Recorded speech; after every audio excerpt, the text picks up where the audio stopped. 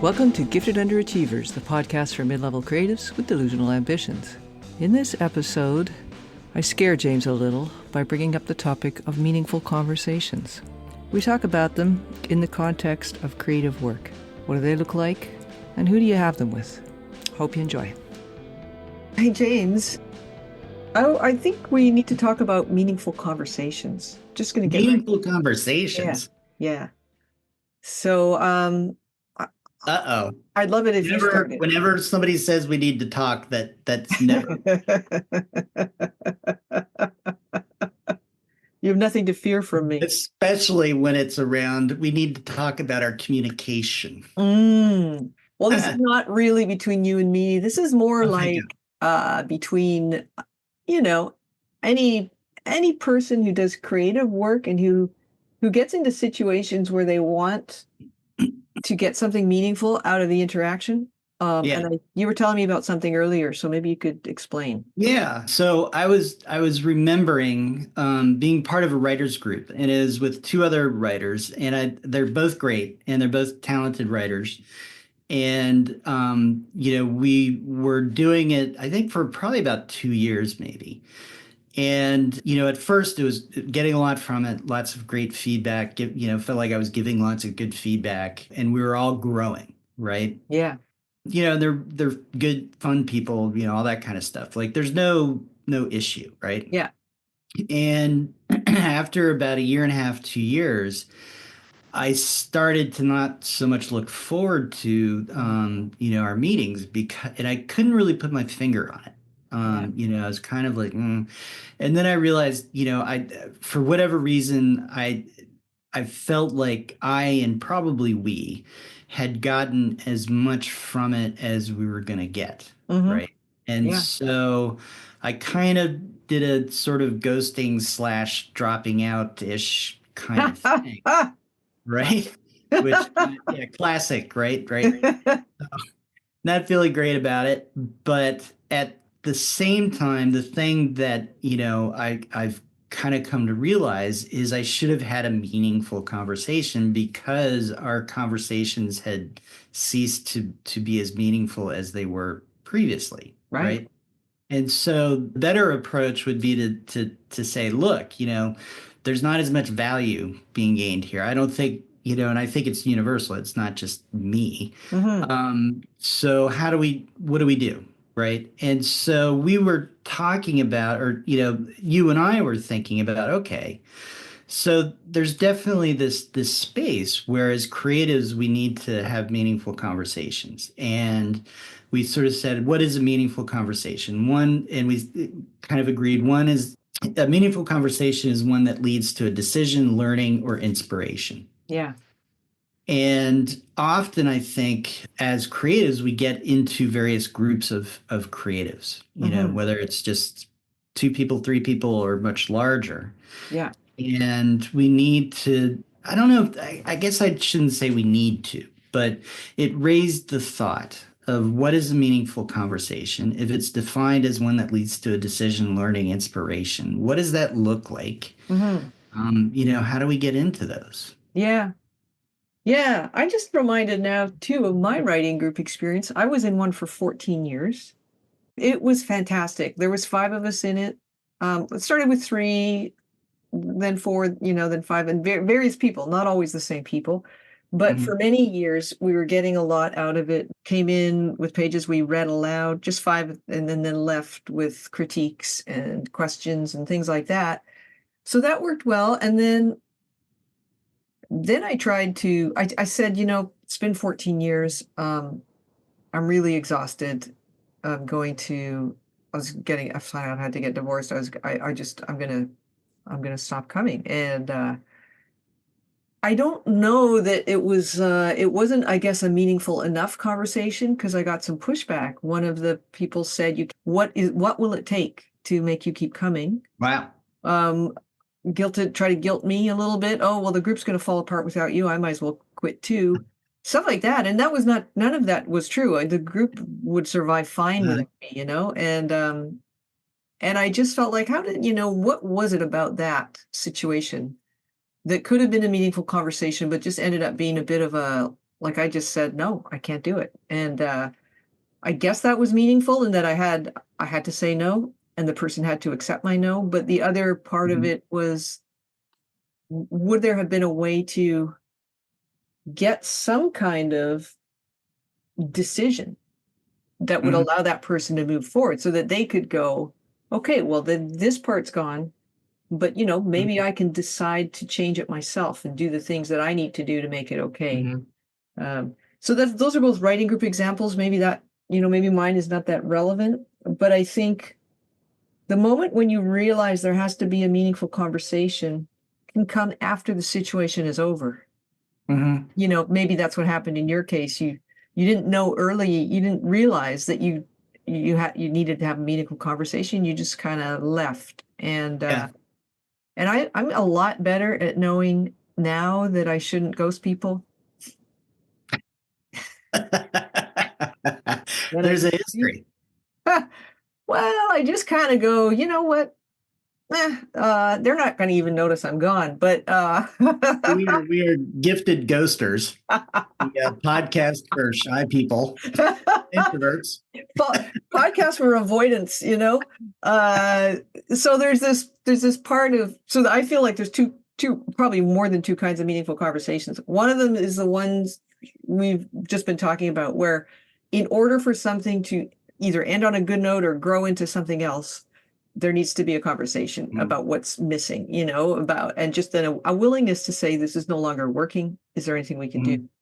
And then there's the meaningful conversation. You know how you go to a party and you meet somebody and you have actually a really meaningful conversation and you Yeah. just need to change something about your life because of Yeah. that meeting, whether they know about it or not. Mm. It gives you enough food for thought that Yeah. you can take it to heart and really turn it into a part of your life, that absorb Mhm. it maybe on a cellular level. And that's not ending something or even beginning something. Really, it's just more like a meaningful conversation. Yeah. Yeah. Yeah. And I think there's, distinguishing between that kind of a social interaction, even if you end up talking about your creative work and, gain something from it, but you're in mostly a social situation. Yeah. And there's people who are really good at it. My Yeah. mom's side of the family, they could go anywhere, meet anybody, and, they're like best buddies in 2 minutes. Yeah. For whatever reason, I didn't really inherit that, I don't think. What? The other side of this is where there's a reason why the conversation is happening, right? There's an Mm. engagement that's going on. And yeah, when it's tough and you need to do it, how do you get past it? But also really this question of, as creatives, do we do enough of this? Is it something that needs to be more organized and put together? And for both of us, we've come up with these examples where rather than having a meaningful discussion to change something, we both kind of walked away and went to do something else, which I don't think is in and of itself bad. No. But, but I do think when I think about actors, the big thing about acting is it's constantly, you're the perpetual student, right? Yeah, And I think all creatives are the perpetual student, but I do too. I feel, I just get this vibe and thought that actors are more the perpetual student than, a lot of other creatives. And so they're always engaged. And then just being an actor, you're always engaged with other people. And so how do is it something that we should think about structuring? Is it something that we should think about, well, it's not really a meaningful conversation, so it's a conversation I should leave and go find a meaningful conversation, and so I need to know what it looks like? Hmm. I don't know. I mean, I have no answers. I have nothing but questions. Ha ha. Well, here I have some thinking on that. Structuring meaningful conversations, we already have quite a bit of structure around things like, oh, I don't know, social media, webinars, like there's Mhm. um it's often when people communicate in the wider world with each other, even if they're in the same industry, it doesn't get very deep, especially on things like social media. It can't, because of the nature of the beast and because it's such an ephemeral, constantly scrolling thing. And when I go to say learn something, I went to a presentation. It was in my office because it was Zoom, by the Writers Union of Canada on getting a Canada Council grant. Oh, Incredibly meaningful, one-sided conversation. I was not, I didn't ask any questions because I mhm, just felt like they answered all my questions. But I think so. Whether it can be sort of structured, I mean, possible. The closest thing I can think of is either artists co-ops, where there's artists mhm, working in sort of shared workshop space. yeah, Obviously, their break room would have real potential for meaningful conversations because they're working on stuff that they each can be curious about with each other and get deep pretty fast. mhm, And a lot of that has to do with just providing detail to other people. If you want to get in a meaningful conversation with even, say, a plumber, right? This plumber comes to your mhm, house, ask a lot of questions, ask for a lot of detail. It might not be that meaningful from their end, but it will be meaningful for you. And I guess the point is it should be meaningful from both ends. Otherwise, it's just a conversation. mhm. So I think I think it could happen more often if if there was an environment of curiosity and also people willing to be vulnerable. Mhm. So if you go into a party and you're curious and you're willing to be vulnerable, you can have a very deep conversation with somebody, and you just it's got to be a person who wants to have that conversation. Otherwise, you're just a weirdo. Yeah, I'm better at doing the looking like a weirdo, I think, than not. But I'm also thinking of we were talking about scenes in one of our earlier calls, and just how there's like punk rock scenes and various scenes in through time, throughout human Mhm. history. There have been scenes built around arts and art studios and things like that. And I think that probably lends itself to meaningful conversations. But my question then, I guess, for myself is it just as having a meaningful conversation with, say, somebody who isn't a writer or isn't an editor or isn't in your scene at all? It could Mhm. really, really open your mind to a new way Yeah. of seeing the world. And so there's probably different ways to get meaningful conversations, but anytime you try and sort of contain it or organize it, you are predetermining who you're going to be talking to. Right. Right. Right. And it's interesting that you're talking about scenes and thinking about salons, Yeah, right? Where people would come together and just be intellectual and talk. And then that leads to, especially when you get people from different disciplines with yeah, different senses of creativity, you get that cross pollination. yeah, And yeah, I mean, trying to create that in a way that's programmed feels inauthentic and like it's not going to exactly. work.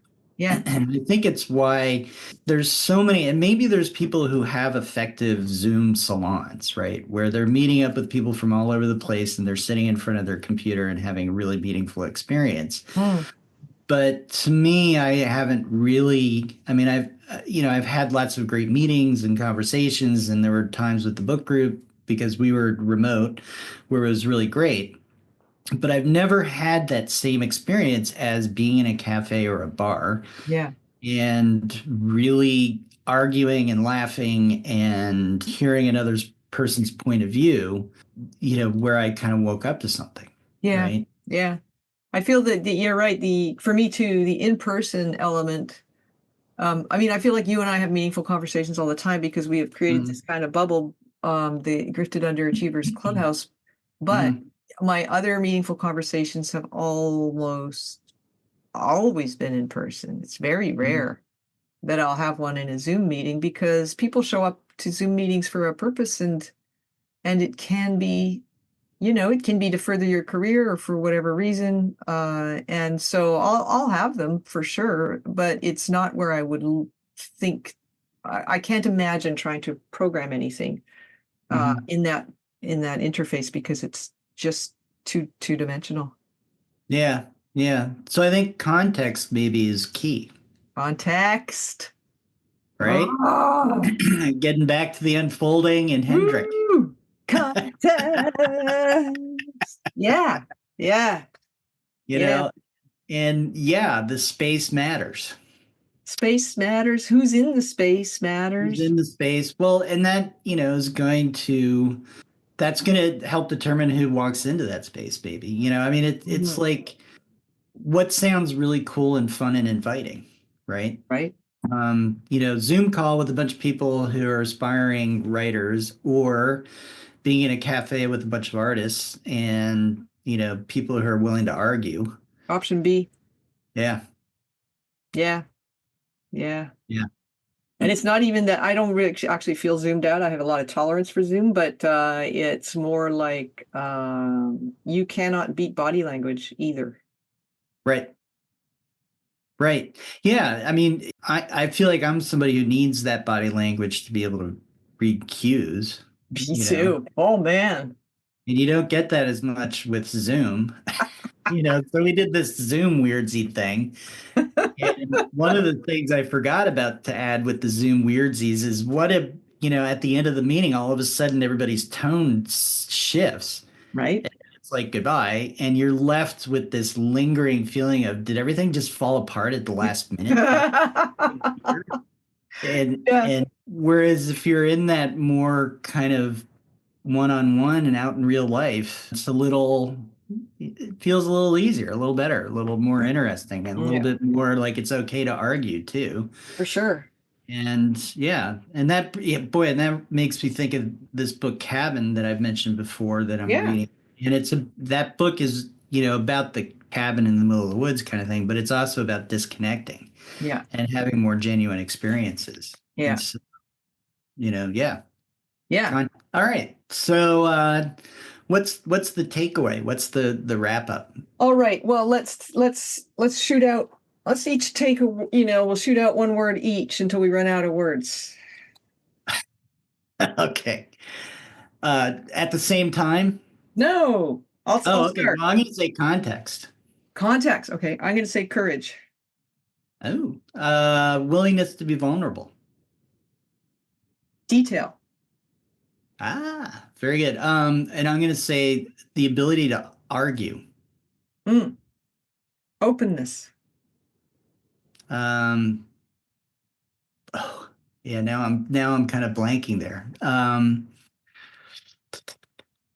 Well, I mean, I think honesty, but that feels kind of cliche. So, skip me. Do you have another word? Don't second guess your words. Honesty is key. I don't know that I do. Let me think now. I forget what we came up with, but the idea is, I think we've encapsulated it. I guess I would say, you've already said context, but I think the other word is space. Right. Right. Right. And, and I think overall it's like how you show up, Awareness. Yes. We just said the same thing, basically. Awareness that there's the potential Yeah. at any moment in your day to have a meaningful conversation. Yeah. Yeah. Not you want to have them all day long, but that No. if you're aware all the time, then you'll know when one can happen. Yeah. Well, it'd be exhausting, but I mean, I think of like, going someplace like, not even a pre-programmed thing, but saying, there's this cafe, there's going to be a lot of people, there's this bar, there's going to be a lot of people, whatever it is. Yeah. And I am going to go there and I'm going to, have a conversation with somebody and let it just organically flow, as opposed to I'm going to sit in the corner with a journal and, scratch the journal kind of thing. Yeah. So, Okay. yeah. All right. Meaningful conversations. Meaningful. Very meaningful. I don't know if that one was meaningful, but we at least, I think we have arisen upon an idea that meaningful conversations are their own thing. They are a real thing, and we can have them. Yeah. Yeah. Absolutely. Ta-da! Thanks for listening to Gifted Underachievers, the podcast for mid-level creatives with delusional ambitions. We'd love to get to know you in person, or at least over the internet. So please drop by our Substack website and put a note in the comments just to say hello. Who knows, it might become the start of a meaningful conversation. Until next time.